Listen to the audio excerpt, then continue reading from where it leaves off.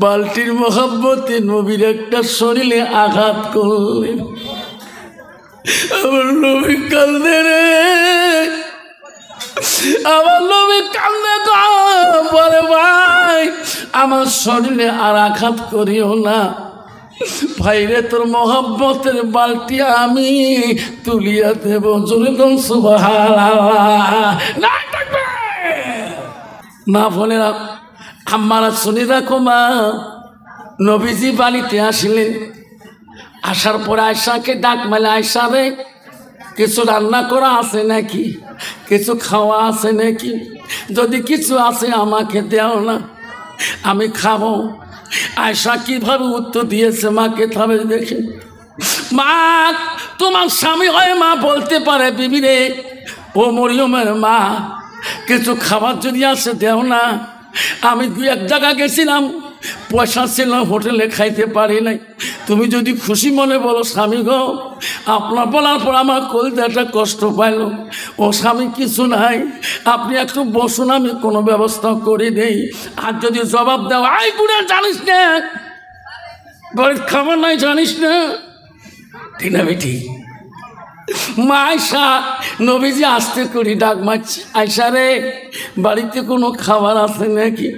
আয়সা বলছে না না রাসূলুল্লাহ বাড়িতে কিছু খাবার নেই। নবী গো আজকে আবার আয়সা 3 দিন ধরে চৌকায় আগুন জ্বলে না। নবী বলে আয়সা রে, আয়সা 3 দিন ধরে আগুন জ্বলে যায়। আয়েশা ফাতেমা আমাকে প্রায় খবর দেয়, আব্বা তুমি দেখা করে যাবা, আব্বা তুমি আমার বাড়ি আসো না কেন? আয়েশা রে তুমি থাকো, আমি ফাতেমার বাড়ি আজকে যাই। মনে হয় ফাতেমার বাড়ি গেলে আমার বহুত খানার আইটেম বানিয়ে দিবে, আমি ফাতেমার বাড়িতেই খেয়ে রে আয়েশা আমি কিছু নিয়ে আসতে পারবো। আমার বিশ্ব নবীর ফাতেমার বাড়ি মুখে রওনা হলে ডাক মারে মা, ও ফাতেমা, ও আমার কলিজার মনি ফাতেমা। ফাতেমার আওয়াজ নাই, ফাতেমা চোখের পানি নবীজি ধরে ধরে পড়া দেখলেন। ফাতেমা রে তোমার চোখের পানি কেন দেখি রে ফাতেমা? আব্বা আজকে তোমার সেবা আব্বা, ও আব্বা আজকে আপনি আসলেন, আজকে আমার বাড়িতে চৌকা জ্বালার মতন 3 দিন ধরে কোনো বুদ্ধি নেই। তোর হাসান হোসেন আদরের ভাই খিদের জ্বালায় বিছনায় কান্দে গো। নবীজি রে তাহলে নবী গো ফাতেমার কাছে আর খাওয়ার দায়িত্ব নিতে পারেন না। আশা করি আসলাম রে, আমি ফাতেমা আমাকে দেখলে কিছু খাবার দিবে, সেই ফাতেমার বাড়ি তো অনাহা। রাহমাতুল আলামিন নবী আদরের হাসান হোসেনের কাছে চলিয়া গেলেন। 2 নাতি গালা ধরে কাঁদে, নানা রে নানা আজকে তুই আসলি,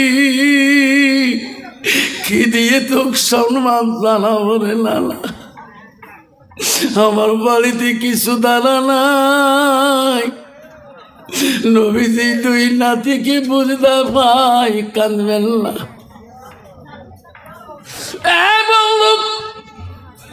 নবীজির কত ভালোবাসা ছিল গো। মা বলে রামবালা শুনে রাখো, নবীজি 2 নাতি হাসান হোসেনকে বললেন আমি কথা দিলাম আমি তোমার 2 জনকে এখন খানার ব্যবস্থা করে আনবো। হাসান হোসেন বলল নানা গো কোথায় পাবেন খানা, কোথায় পাবেন আমার জন্য দানা? ও নানা আমরা গরিব, কেউ তোমাকে দিবে না। নবীজি দৈনাদের মহব্বতে গো হাসান হোসেনের জন্য নবী চলে গেলেন কিছু কাজের অনুসন্ধান করতে। যদি কিছু কাজের অনুসন্ধান পাই, কিছু কাজ যদি পাই, কাজ করি হলো আমি আদরের নাতি দুইটার জন্য কিছু দানা পেলে আনবো। নবীজি যেতে যেতে যেতে যেতে বিশাল এক বাড়ির পাশে পৌঁছিয়া গেলেন। বিশাল একটা বাড়ি। নবী মনে করলো এই বাড়িতে বোঝা কাজকর্ম করা যাবে। ওই বাড়ির মালিক ছিল বড় বিধি কাফের গো। আস্তে করি আসার সাথে নবী বললেন, ভাই তোমার বাড়িতে কিছু কাজকর্ম পাওয়া যাবে, কাজ করি আমি কিছু কাম করি, পয়সা নেব।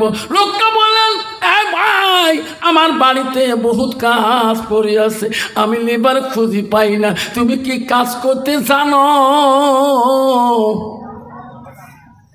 তোমার মজুরি কত? নবী বলল, ভাই রে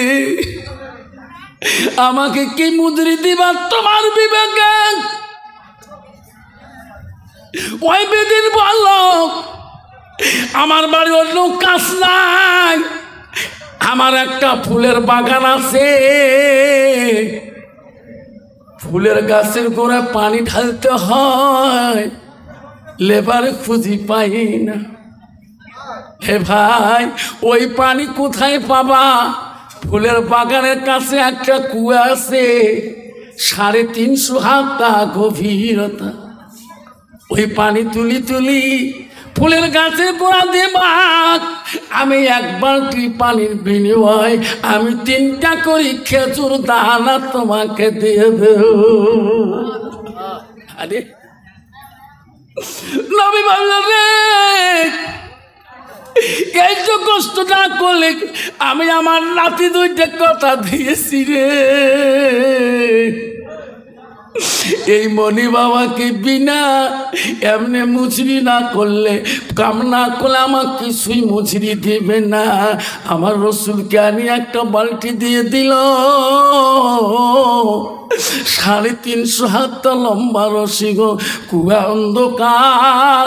আমার নবী 3 দিন ধরে একটা দানা খায় নাই। এই 350 হাত রশি কেমন করে তুলবে রে? নাতির কথা মনে পড়ে রসুলের অন্তরে। আমি যদি কষ্ট না করি, আমার নাতিকে কথা দিছি আমি কিছু হলো খাবারের ব্যবস্থা করব। ও মা বলে রাখো, নবীর ভালোবাসা অন্তরে কতটুকু তোমার। আমার বলে রাখ, বিশ্ব নবীর যখন ওই বালতিটা কুয়াতে ছাড়িয়া দিলেন, 350 হাত কুয়া পানিতে যখন যায়, নবী টানতে টানতে ক্লান্ত হয়ে যায়। এক বালতি পানি তুলে রে ওই গাছের গোড়া ফুলের গোছায় দেয়। মালিক বলে, সব গাছে দোয়া চাই গো। দ্বিতীয় বালতি ছাড়ি দিল কুয়ার ভিতরে, নবী তুলতে পারে না। নবীর চোখের পানি পড়ে। এই 350 হাত রশি কেমন করে টানি তুলবে গো? নবীর চোখের পানি দিয়ে বুক ভিজিয়া যায়। ওই পানি নাই উঠতে, ওই বালতির কাছে রশি সিঁড়ি গেল গোড়ায়, খালি রশি হাতে জমা হলো, বালতি আর নাই। বিদিন বলো, ভাই বালতি কই রে? আমার নবী রহমতের নবী গো। আমার নবী রাগ ছিল না, অহংকার ছিল না। আমার নবী প্রতিবাদ করে নাই, সরল মনে কইছে, ভাই রশি ছিঁড়িয়ে বালতিটা গভীর কুয়ায় চলে গেছে। বিদিন চিনতে পারে না বালতির মহব্বতে নবীর একটা শরীরে আঘাত করলেন। আমার নবী কান্দে রে, আমার নবী কান্দে বলে, ভাই আমার শরীরে আর আঘাত করিও না, ভাইরে তোর মহব্বতের বালতি আমি তুলিয়া দেব। যেরকম সুবহানাল্লাহ, তোমার মহব্বতের বালতি আমি তোমাকে তুলিয়ে দেব। বিদিন বলে বালতি লাগবে না, তোমার এক বালতির বিনিময় মজুরি তুমি খেজুর নিয়ে যাও। আমার নবী রহমাতুল আলামিন আমার নবীকে বলল মিছিল গো, আমার নবী আস্তে করে কুয়ার পাশে গেলেন, রহমাতুল আলামিনের রহমতের ডান হাতটা কুয়ার ভিতরে ঢুকিয়ে দিলেন। আস্তে করে বালতি নবীজির হাতে আসলেন, বিদিনের হাতে নবী দিয়ে চলিয়া যায়। সুবহানাল্লাহ। বিদিন ভাবলো কে মানুষ নাকি ইনি, এনার ঠিকই না তো জানি না, এনার বাড়ি কোথায় তা তো শুনলাম না। 350 হাত গভীর কুয়ার থাকি হাত ধোয়ার সাথে সাথে বালতি তার হাতে আসলো। বিদিন পাগল হয়ে গেল। বিশ্ব নবী খেজুর নিয়ে বাড়ির দিকে যায়। যদি নাতিকে বলে আমি তোমার জন্য শরীরে আঘাত খেয়ে এই খেজুর আনছি, নাতি খাবে? বেটি খাতি দিবে? আমার নবী মন মলিন করে গেলে রে, এই দানা খেজুর খাবে না। নাতি জিজ্ঞাসা করবে নানা রে তোর চোখের পানি পরে কেন, তোর মুখটা মলিন কেন? এই নাতি এই খেজুর দানা মুখে আর দিবেন না। আমার নবী রহমতুল নবী এমন ভাবে জেলেন গো নাতির কাছে কেউ যাতে বুঝতে পারে না, আমার ভাব যাতে জানতে পারে না। নাতি কিনে আনন্দ শুরু করলেন।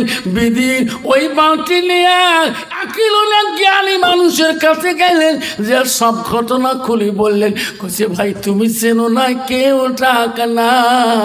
উনি হলো আখিরি জামানার নবী, উনি হযরতে আলীর শ্বশুর, উনি হলো জান্নাতুল ফাতেমার আব্বাজান মুহাম্মদুর রাসূলুল্লাহ। বাইরে আমি আঘাত করতে আমার কি হবে? জ্ঞানী ব্যক্তি বলল ভাই দলিল দিতে পারি না, তোর 1 নম্বর জাহান্নাম যেতে হবে। আবার এক লোকের কাছে জ্ঞানীর কাছে গেল, তাও ওই কথা বলল। বেদিন বাড়িতে আসি দামি খাটে পালঙে কান্দে, ফুলের বাগান অট্টালিকা গো, এত সুন্দর বাহানা বাড়ি। বিদিনের স্ত্রী দেখে তার স্বামী কাঁদতেছে। স্ত্রী বলে স্বামী গো, আমার বাড়িতে কত দাসী, কত চাকর গোলাম, আপনি একজন এত দামি মানুষ, আজকে কেন কাঁদতেছেন? আপনার কি হয়েছে আমাকে বলেন, আমি তোমার অন্তরে বিবি হই, তোমার ভালোবাসার বিবি গো। আমার কাছে আপনি সব কথা শেয়ার করতে পারেন, সব কথা বলতে পারেন। স্বামী বলছে বিবি রে, আমি দুনিয়াতে এত বড় গুনাহ পাপ করছি,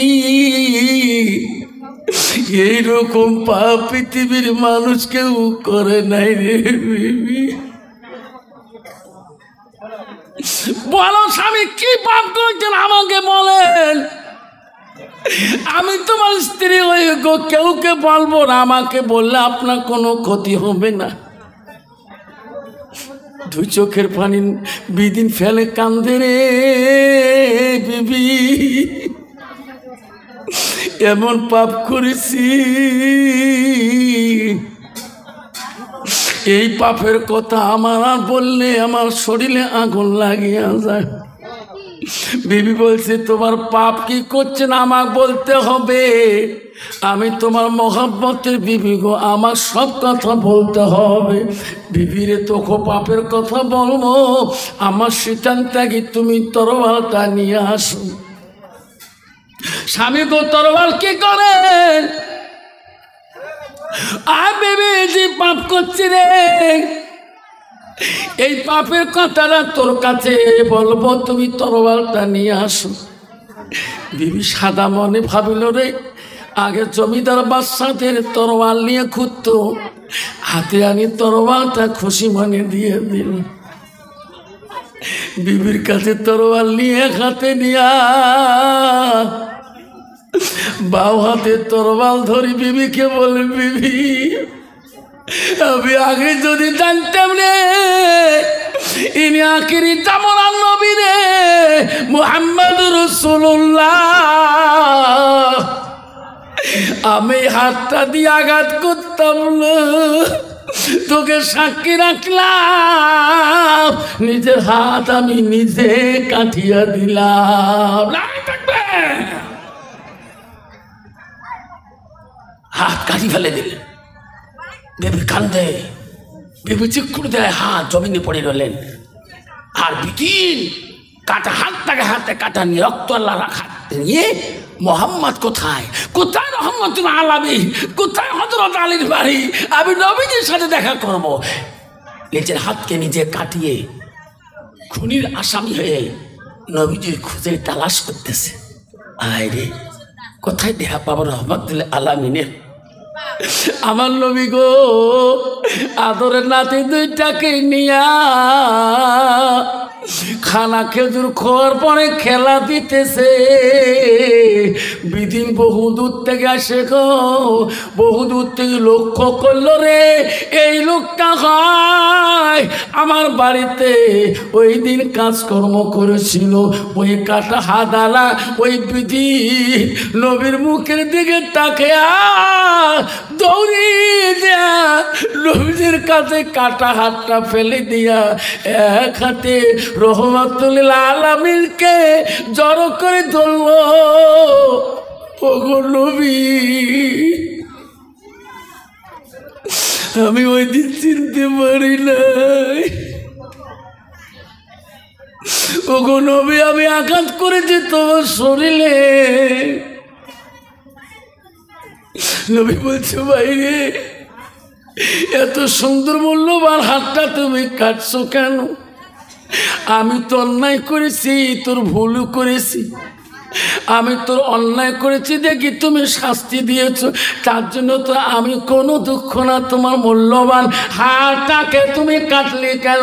বলছো, ওগো নবী, আগে যদি জানতাম আপনি আখিরি জামানার নবী, আপনি আব্দুল্লাহ ব্যথা আমেনার খনিজার মনি গো, আমার খেজুরের বাগানে অভাব নাই, আমি তোমাকে খেজুর দান করে দিতাম। নবী বললেন, এই আসান হোসেন রে, যা ঘরের মধ্যে যা একটা কাপড় নিয়ে আসো। কাটা হাতটাকে ওই লোকটার বানি দিয়া নবী রহমতের মুখ দিয়ে ফুঁক দিলেন। বানটা খুলে দেখে রে যেমন তেমনে আছে।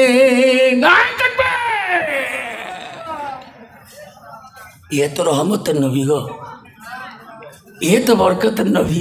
আজকে সেই নবীর মাদ্রাসাতুল বাইতি, এটা নবীর ঘর, রহমতের ঘর, বরকতের ঘর।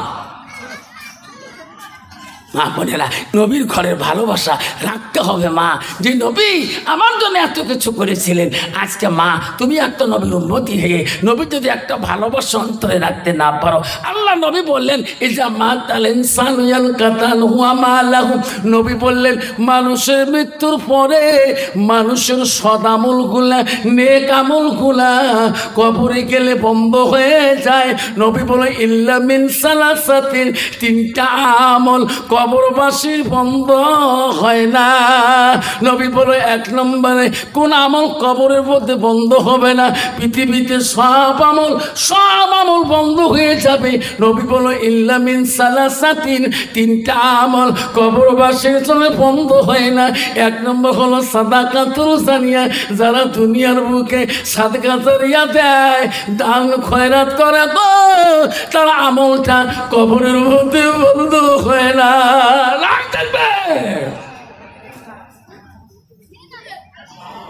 রাসূলের হাদিস। আজকে আমরা সেই কবরে যাওয়ার রাজি আছি কিনা? কবরে কে কে যাবো? হাত তুলি দেখাই। কবরে কে কে যাবো? চাচা হাত থাকবে না? কবর আমি তো যাবো কবর। হ্যাঁ বাসা হাত তোলো, কবরে যাওয়া লাগবে। কবর হলো প্রথম মন্দির, ঠিক না বেঠি? সাদা কাপড় ফেলদাহাইয়া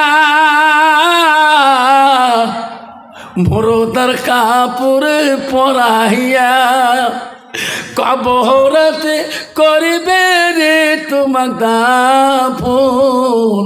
পাগল মন রে দম ফুরাইলে দেখিবে রে কে আপন। অবুঝ মন রে দম ফুরাইলে দেখিবে রে কে আপন। যারা তোমার অতি আপন তারাই তোমার পরাবে কাপড়। যারা তোমার অতি আপন তারাই তোমার পরাবে কাপড়।